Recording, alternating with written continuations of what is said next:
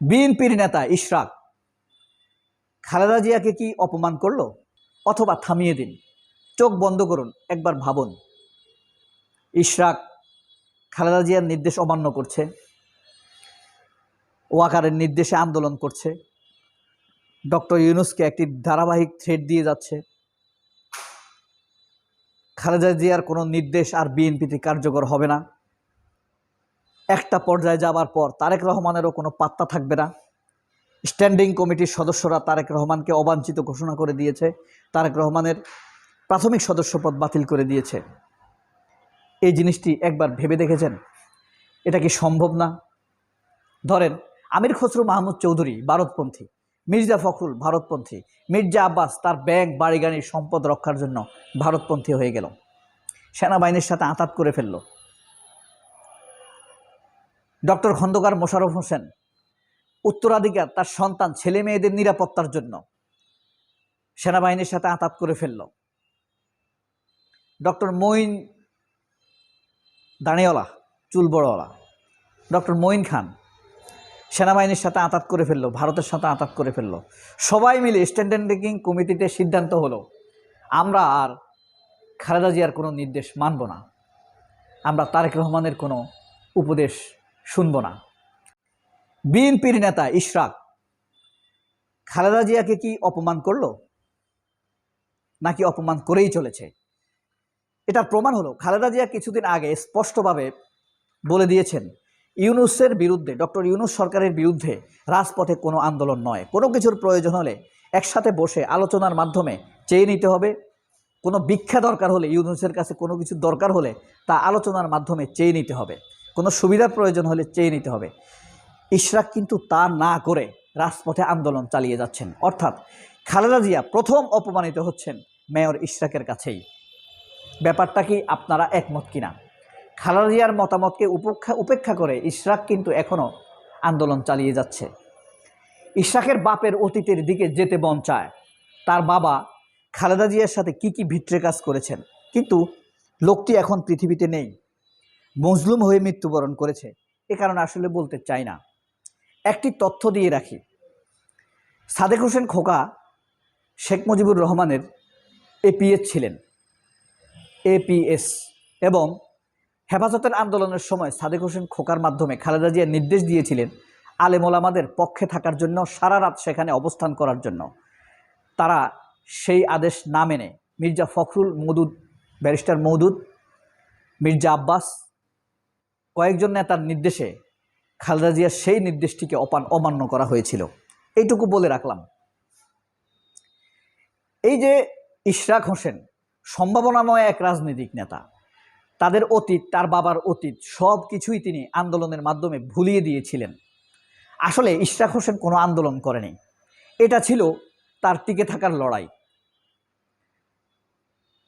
এখন এসে খালেদা জিয়া যখন বলল যে রাজপথে ইউনূস সরকারের বিরুদ্ধে কোনো আন্দোলন নয়, কোনো সুবিধার প্রয়োজন হলে ছেয়ে নেবে, সেই নির্দেশকে অবজ্ঞা করে এখনও ইশরাক আন্দোলন চালিয়ে যাচ্ছে।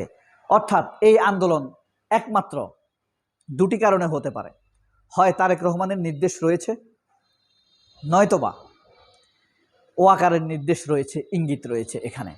তবে ইশরাকের ভবিষ্যৎ যে খুব অন্ধকারাচ্ছন্ন রাজনৈতিক ভবিষ্যৎ, এটি অবধারিতভাবে বলা যায়, নিশ্চিতভাবে বলা যায়।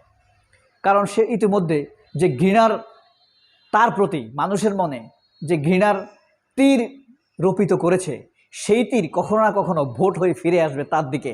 যখন ভোট আসবে সেটা তাদের জন্য নেগেটিভ ভোট হয়ে ফিরে আসবে, অর্থাৎ অনেক ভোটই তারা কম পাবে। কিছুক্ষণ আগেই আমার এক সম্মানিত বড় ভাই মোস্তাফিজুর রহমান ভাইয়ের সাথে আমরা আলাপ করছিলাম। তিনি স্পষ্টতর বলছিলেন, ভোট হলে নিশ্চিতভাবে সে মেয়র হতো, কোনো সন্দেহ নেই, বিন্দুমাত্র সন্দেহ নেই। সে তার যে মানুষের ভুল করে হলেও মানুষ তার প্রতি যে সহানুভূতি দেখিয়েছে, এখন তো মনে হচ্ছে যে ইশরাকের প্রতি সহানুভূতিটা ভুল ছিল, কিন্তু সেই সম্ভাবনাটুকু সে নষ্ট করে দিয়েছে।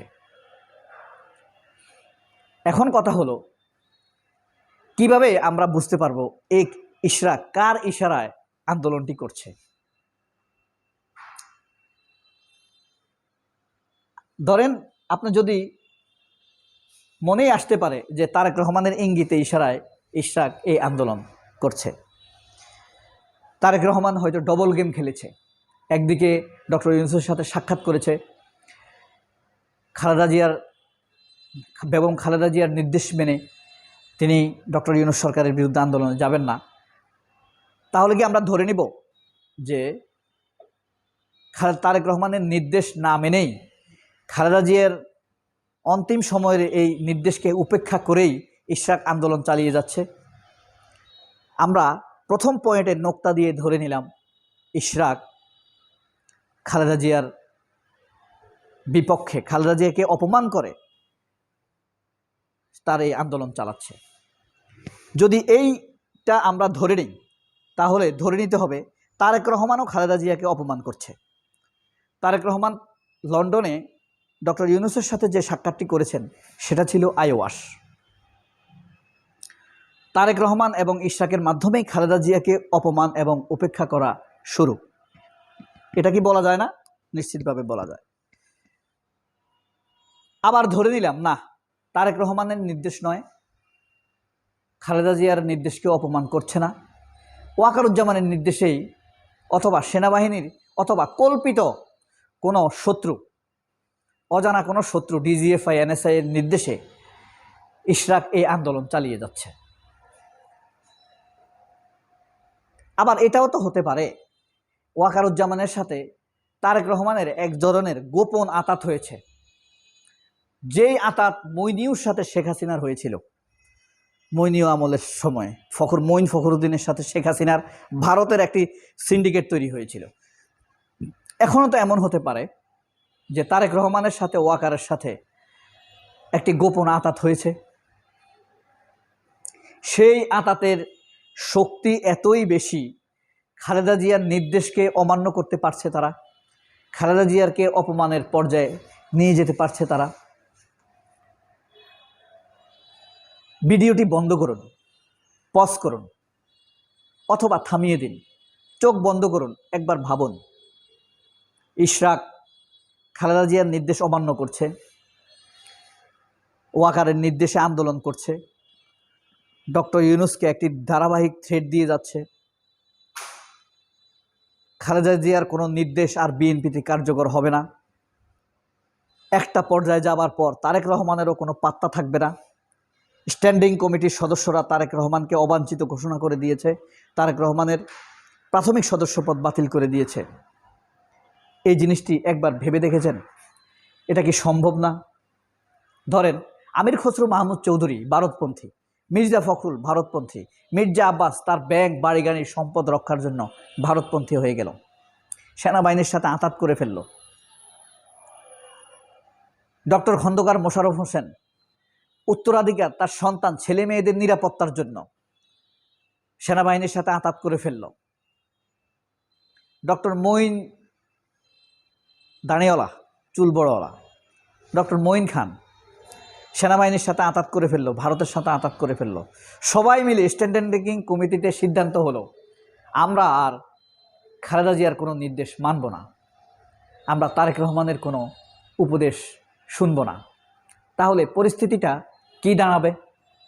তারেক রহমান বিএনপি থেকে বাদ হয়ে যাবেন। তারেক রহমানের সেই অ্যাবিলিটি কি আছে তিনি আবার বিএনপি নামের আরেকটি দল করবেন, তাকে সংগঠিত করবেন, মাঠে মাঠে ঘুরবেন? 2003 সাল কিন্তু এখন নয়, বা 2005 সালও নয়, এখন 2025 সাল। সময় গড়িতে গিয়েছে 2 দশক, অর্থাৎ 20 বছর। তাহলে বিএনপির অন্তিম পরিণতি কি হবে সবাই কি একবার ভেবে দেখেছেন? আসলে কি বিএনপি বাংলাদেশে টিকবে, নাকি মুসলিম লীগের করুণ পরিণতি তাদেরকে বরণ করতে হবে? কি মনে হয়, কি ভাবছেন? কমেন্ট বক্সে কমেন্ট করে জানাবেন। সবাই অনেক ভালো থাকবেন। আল্লাহ হাফেজ, আসসালামু আলাইকুম।